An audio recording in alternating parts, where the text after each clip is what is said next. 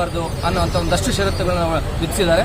ಉಳಿದಂಥ ಷರತ್ತುಗಳು ನಮಗೆ ಆದೇಶದ ಪ್ರತಿ ಸಿಕ್ಕಿದ ನಂತರ ನಮ್ಗೆ ಗೊತ್ತಾಗುತ್ತೆ. ಆದೇಶಕ್ಕೆ ಸಂಬಂಧಪಟ್ಟಂಗೆ ಏನಿದೆ ಸರ್? ಈಗ ಮಧ್ಯಂತರ ಆದೇಶ ಇತ್ತು, ಅದು ಮುಗೀತು, ಮುಕ್ತಾಯ ಬಳಿಕ ದರ್ಶನ್ ಅವರು ಆಪರೇಷನ್ ಮಾಡಿಸಿಲ್ಲ, ಅದ್ರ ಬಗ್ಗೆ ಆಪರೇಷನ್ ಬಗ್ಗೆ ನಮಗೆ ಮಾನ್ಯ ಉಚ್ಚ ನ್ಯಾಯಾಲಯ ಮಧ್ಯಂತರ ಜಾಮೀನು ಕೊಡುವಂಥ ಸಂದರ್ಭದಲ್ಲಿ ಅದರದ ಮಾಹಿತಿ ಯಾವುದೂ ಸಹ ಮಾಧ್ಯಮಕ್ಕೆ ಹಂಚ್ಕೋಬಾರ್ದು ಅನ್ನೋದು ಒಂದು ಕಂಡೀಷನ್ ಇವತ್ತಿಗೂ ಇದೆ. ಆದ್ರಿಂದ ಆ ಮಾಹಿತಿನ ತಮಗೆ ನಾನು ಹಂಚ್ಕೊಳ್ಳೋಕೆ ಜೂರ್ ಶಿಕ್ಷಣ ಬಿಟ್ಟು ಹೋಗಬಾರ್ದು ಅಂತ ಇಂಟರ್ವ್ಯೂ ಬೇಲಲ್ಲಿ ಹೇಳಿದ್ರು. ಅಂದ್ರೆ ಈಗಲೂ ಕೂಡ ಹೋಗಂಗಿಲ್ವಾ? ಈಗ ಸಾಮಾನ್ಯವಾಗಿ ದರ್ಶನ ಏನಾದ್ರು ಮೈಸೂರಲ್ಲಿ ಟ್ರೀಟ್ಮೆಂಟ್ ತೆಗೆದುಕೊಳ್ಬೇಕು ಅನ್ನುವಂಥ ಆಸೆಗಳಿದೆ.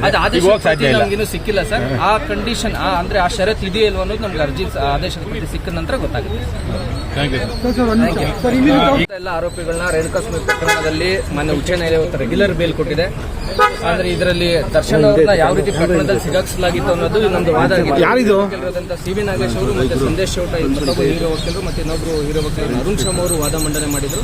ಆ ಎಲ್ಲಾ ಅಂಶಗಳನ್ನ ಪರಿಗಣನೆ ಮಾಡಿ ಇವತ್ತು ಮಾನ್ಯ ಉಚ್ಚ ನ್ಯಾಯಾಲಯ ಷರತ್ತುಬದ್ಧ ಜಾಮೀನ ಆರೋಪಿಗಳು ಕೊಟ್ಟಿದೆ. ಷರತ್ತುಬದ್ಧ ಅಂತ ಹೇಳಿದ್ರೆ ಏನು ಕಂಡೀಷನ್ ಹೋಗಬಾರ್ದು ಅನ್ನೋಂಥ ಒಂದಷ್ಟು ಷರತ್ತುಗಳನ್ನ ವಿಧಿಸಿದ್ದಾರೆ.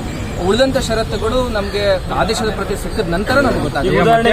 ಆದೇಶಕ್ಕೆ ಸಂಬಂಧಪಟ್ಟಂಗೆ ಏನಿದೆ ಸರ್? ಈಗ ಮಧ್ಯಂತರ ಆದೇಶ ಇತ್ತು, ಅದು ಮುಗೀತು, ಮುಕ್ತಾಯ ಬಳಿಕ ದರ್ಶನ್ ಅವರು ಆಪರೇಷನ್ ಮಾಡಿಸಿಲ್ಲ, ಅದ್ರ ಬಗ್ಗೆ ಆಪರೇಷನ್ ಬಗ್ಗೆ ನಮಗೆ ಮಾನ್ಯ ಉಚ್ಚ ನ್ಯಾಯಾಲಯ ಮಧ್ಯಂತರ ಜಾಮೀನು ಕೊಡುವಂಥ ಸಂದರ್ಭದಲ್ಲಿ ಅದರದ ಮಾಹಿತಿ ಯಾವುದೂ ಸಹ ಮಾಧ್ಯಮಕ್ಕೆ ಹಂಚ್ಕೋಬಾರ್ದು ಅನ್ನೋದು ಒಂದು ಕಂಡೀಷನ್ ಇವತ್ತಿಗೂ ಇದೆ. ಆದ್ರಿಂದ ಆ ಮಾಹಿತಿನ ತಮಗೆ ನಾನು ಹಂಚ್ಕೊಳ್ಳೋಕೆ ಜೂರ್ ಶಿಕ್ಷಣ ಬಿಟ್ಟು ಹೋಗಬಾರ್ದು ಅಂತ ಇಂಟರ್ವ್ಯೂ ಬೇಲಲ್ಲಿ ಹೇಳಿದ್ರು. ಅಂದ್ರೆ ಈಗಲೂ ಕೂಡ ಹೋಗಂಗಿಲ್ವಾ? ಈಗ ಸಾಮಾನ್ಯವಾಗಿ ದರ್ಶನ ಏನಾದ್ರು ಮೈಸೂರಲ್ಲಿ ಟ್ರೀಟ್ಮೆಂಟ್ ತೆಗೆದುಕೊಳ್ಬೇಕು ಅನ್ನುವಂಥ ಆಸೆಗಳಿದೆ.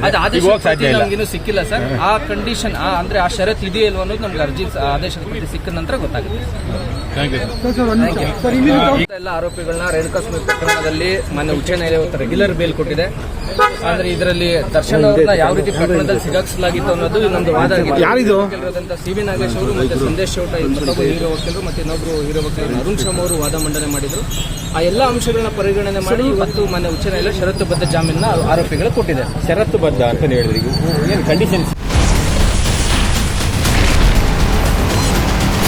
Ashwavega English News. Coming soon. Your channel, your voice, your trust.